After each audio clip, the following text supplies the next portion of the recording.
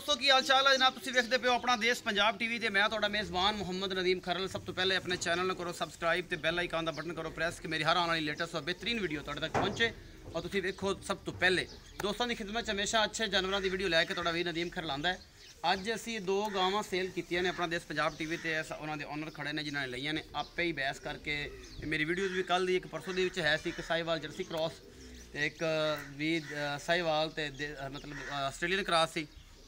दो गावां की वीडियो सी ਉਹਦੇ ਵਿੱਚੋਂ जनाब ये दो गावां चाचा जी उन्होंने खरीदियां ने मेरे कोल खड़े ने ना नाम भी पूछते हैं पुछने कि आपे सौदा किया तो किमें लड़ के किया मज़ा आया कि नहीं आया तो की हिसाब किताब है सारा हमने फेयर एंड फाइनल होया ये चाचा जी दबाने सुने जी चाचा जी जी अस्सलाम वालेकुम भाई थोड़े जगह आ जाओ कैमरे में आवाज़ जी है ना साहबजादे ने साढ़े ते बड़ी मेहरबानी की है इन्हां दे नेट ते ही असी ये गावां आते चेक कीतियां ते असां झगड़ा करते खरीदियां आप ही ने लेकिन इन्हां दे साडे नाल जिहड़ा तावन कीता बहुत अच्छा कीता है।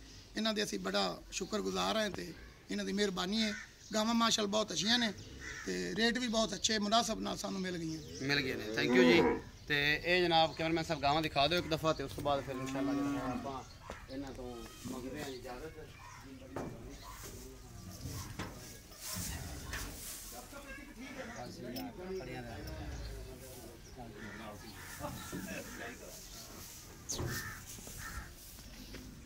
उम्मीद है अज वाली वीडियो जो बेहद लाजवाब लगेगी। अपना बहुत सारा ख्याल रखा जी मिलेंगे अच्छे और बेहतरीन वीडियो नाल। अल्लाह निगहबान।